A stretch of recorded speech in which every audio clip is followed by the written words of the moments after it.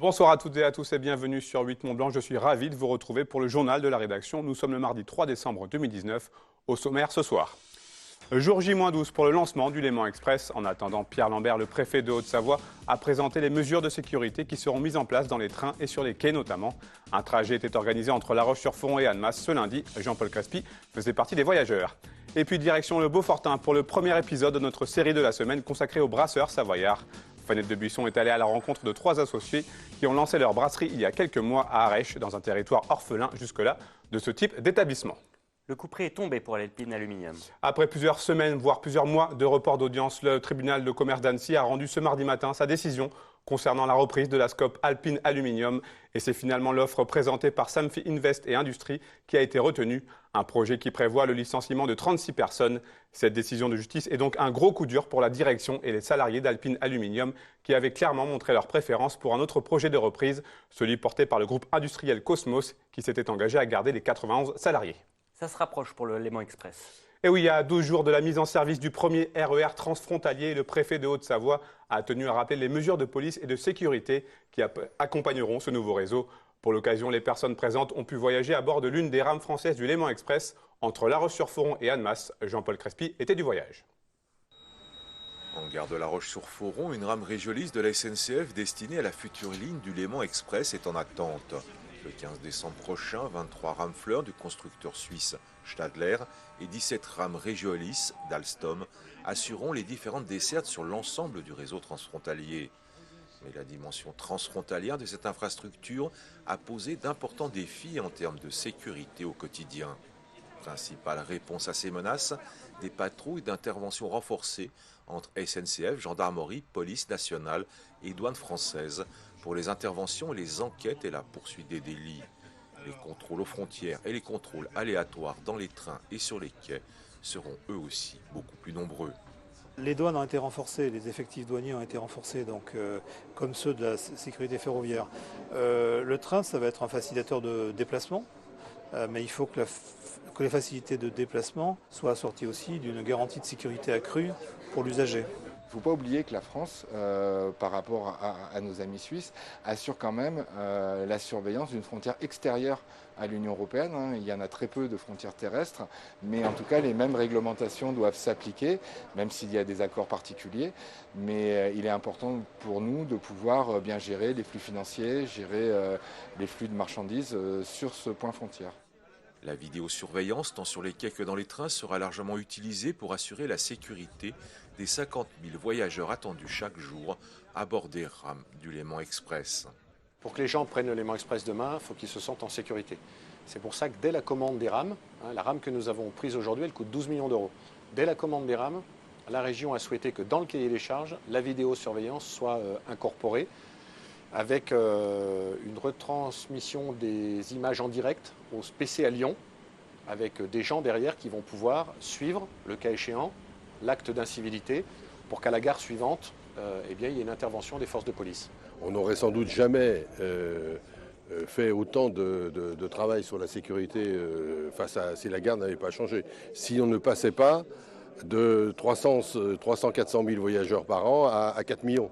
Dans ces conditions-là, il est bien normal d'assurer la sécurité de cet espace. À bord de la première rame assurant un transport public, chacun des participants à ce voyage a pu mesurer les principales particularités des rames Regiolis. Des rames adaptées à la ligne transfrontalière franco-suisse, configurées en version périurbaine, conformément à l'homologation suisse. Comme chaque premier mardi du mois de décembre, Annecy accueillait la foire de la Saint-André. Depuis 5 siècles déjà, plus d'1 millier de commerçants envahissent les rues de la ville pour transformer la Venise des Alpes en marché géant à ciel ouvert. La manifestation a cette année été marquée par la présence remarquée d'un cortège du collectif Interhôpitaux d'Annecy, des infirmiers, des médecins et des urgentistes qui ont tenu à rester au contact de la population en ce jour particulier entre deux mobilisations d'ampleur nationale pour la profession. On écoute un des membres du collectif Interhôpitaux d'Annecy, il répond aux questions à Damien Jaude. On nous offre des miettes un peu pour nous faire taire et au final en fait ça fait que nous galvaniser au final un peu plus dans la mobilisation. Et pour beaucoup au final on a l'impression que c'est un peu pas le chant du cygne mais c'est notre dernier combat parce que on en est beaucoup à vouloir changer d'orientation professionnelle parce que c'est plus possible, c'est trop dur. Et, on est entre deux grandes manifestations nationales. Donc, il y a eu le 14 novembre où une petite délégation entre nous est montée sur Paris et le 17 décembre il y a une prochaine manifestation du secteur hospitalier qui est prévue. Et puis voilà, donc on voulait profiter d'un événement local majeur pour montrer qu'on est là, et qu'on a besoin du soutien de la population. Donc logique, oui. La plupart des gens sont avec nous en fait. Enfin, les gens tiennent à l'hôpital public, enfin, en tout cas pour la grande majorité. On a l'impression qu'ils sont à notre écoute, ils sont au courant de nos problèmes. Alors beaucoup plus les personnes âgées, parce que c'est peut-être ceux qui ont plus l'habitude d'aller à l'hôpital et de passer entre nos mains, on va dire. Mais en règle générale, les gens nous soutiennent. On sait ça nous fait du bien aussi de sentir que la population est derrière nous, quoi. Ça le comble pour l'espace Malraux pour le concert inaugural. Vous avez pu suivre avec nous ce lundi les derniers préparatifs avant la grande réouverture du théâtre. Le public a répondu présent pour le premier concert après 2 ans de rénovation. Comme vous pouvez le voir sur ces images, les frères Capuçon ont été les premiers à tester la nouvelle acoustique de la grande salle et ses 935 nouveaux sièges.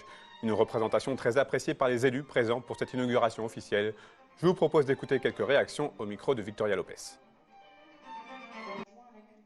Dans le projet culturel de territoire sur lequel nous travaillons, la nomadie qui avait été expérimentée pendant 2 ans, où finalement la programmation est allée à la rencontre des habitants et des communes de l'agglomération, va pouvoir s'amplifier et continuer. C'est aussi le débat sur la compétence de cet espace culturel scène nationale Malraux. Regardez s'il doit être porté par notre intercommunalité. C'est le débat en cours. Ce qui est assez extraordinaire, c'est de voir que derrière le président Fitoussi et Marie-Pia Bureau, la directrice, il y a avec cet acte 2 toute une ligne d'horizon et des nouveaux projets pour le rayonnement de la culture qui se pointent et se font jour. Et ça, c'est très important pour notre territoire. Le bâtiment n'a pas vieilli en termes de conception, parce que l'architecte a été absolument formidable, mais il fallait faire des travaux et le département de la Savoie en a payé 25%, et le reste, la région, le Grand Chambéry, la ville de Chambéry et évidemment l'État. Donc c'est un très très bel équipement culturel rénové et le département est fier d'avoir pu contribuer à ce beau projet. Le houblon est à l'honneur dans notre série de la semaine. Les brasseurs savoyards sont de plus en plus nombreux en Pays de Savoie. Petits artisans, entrepreneurs, brasseurs, autant de profils différents réunis autour d'une seule passion, la bière locale. La série de la semaine leur est donc consacrée. Pour le premier épisode, rencontre avec 3 associés qui se sont lancés il y a quelques mois seulement dans cette aventure. Installés à Arèche, ils ont décidé de créer une bière alors que le Beaufortin n'en avait pas encore. Fanette de Buisson. On produit de la neige artificielle, donc on transforme l'eau d'Arèche soit en neige sur les pistes, soit en bière. Donc en fait, un peu comme Jésus, quoi. À Arèche, on a le sens de la formule, celui de la fête et des copains aussi. C'est d'ailleurs comme ça que l'histoire s'est écrite. David et David ont en commun leur prénom, leur métier niveau culteur et leur passion de la bière. Chacun dans son coin commence à brasser ses propres recettes. On avait un collègue de travail qui allait se marier. On m'a dit, on fait ta bière pour le mariage. On s'est fait un petit pari comme ça, on a fait une quantité un peu plus importante. Et puis vu qu'il y a beaucoup de locaux à ce mariage, vu que en fait ce mariage c'était Axel Mollaret et Xavier Gachet qui se sont mariés, donc moi c'est mon cousin en même temps. Et on a vu que ça avait bien plu, il y avait beaucoup de locaux, ça a pris un peu, la sauce a bien pris, puis on était parti sur le nom de la bière à Minta parce qu'eux ils courent la pyramide depuis des années. Et puis du coup on s'est dit pourquoi pas acheter des cuves plus grandes encore et puis essayer de faire une petite brasserie, Picot Brasserie. Amélie rejoint l'aventure. La mairie leur propose les anciens locaux de la Poste. Quelques aménagements plus tard, voilà la petite entreprise sur les rails. L'objectif est de brasser 2000 litres de bière cette année. Pour fabriquer de la bière, il faut déjà aimer la bière. Ici, c'est la cuve de brassage. On a mis de l'eau. Et là, j'ai rajouté du grain, du malt. Donc ça dépend, soit du malt d'orge, du malt de blé. Que j'ai concassé, que j'ai mis à brasser là-dedans. Et que je fais chauffer à une certaine température. Environ 65 degrés, ça c'est très important ça. C'est une température où ça permet d'extraire les sucres contenus dans les céréales. Et derrière on va se servir de ces sucres pour la fermentation et pour la transformation de l'alcool. Dans le village, l'initiative fait mouche et les curieux passent souvent la porte de la petite fabrique. Les ventes commenceront la semaine prochaine alors que les bouteilles s'empilent dans la cave. Il n'y en avait pas et on s'est dit c'est un créneau à prendre. C'était vraiment, j'ai peut-être un petit peu insisté, mais c'était vraiment dommage qu'on ne le fasse pas. On s'est dit, on se fait plaisir à notre échelle, en dehors de nos boulots respectifs. Et puis voilà, on a pris le créneau, on verra bien comment ça évolue. Mais en attendant, les gens sont vraiment enthousiastes par rapport à ça. Les 3 associés passionnés espèrent vendre leurs 6000 bouteilles cette année. Elles seront en vente à Arèche, Beaufort, Les Saisies. Le Beaufortin a désormais sa bière. Alors, ça sera pour Noël. Une bière locale à consommer évidemment avec modération. Vous pouvez la trouver en vente dans les anciens locaux de la Poste donc d'Arèche ce dimanche de 10h à midi et de 17h à 19h. Mercredi, rencontre avec l'équipe de la brasserie Vera en Haute-Savoie. Un dernier mot, la préfecture de Haute-Savoie a annoncé ce lundi 2 décembre la reconnaissance de l'état de catastrophe naturelle pour 8 nouvelles communes de Haute-Savoie. Une décision qui fait suite aux différents épisodes de sécheresse qui ont frappé le département en 2018. Cet arrêté concerne la commune nouvelle d'Annecy, Champs-sur-Léman, Cranfsal, Filière, Saint-Eustache, Saint-Germain-sur-Rhône, Siers et Sevrier. Les personnes de ces communes sont donc invitées à déclarer le plus rapidement possible les dommages subis à leur compagnie d'assurance. Elles ont jusqu'au 10 décembre. C'est la fin de ce journal. Manu, je te laisse le mot de la fin. Merci à vous pour votre fidélité à l'information sur 8 Mont Blanc. Je vous retrouve avec grand plaisir mercredi pour un nouveau journal.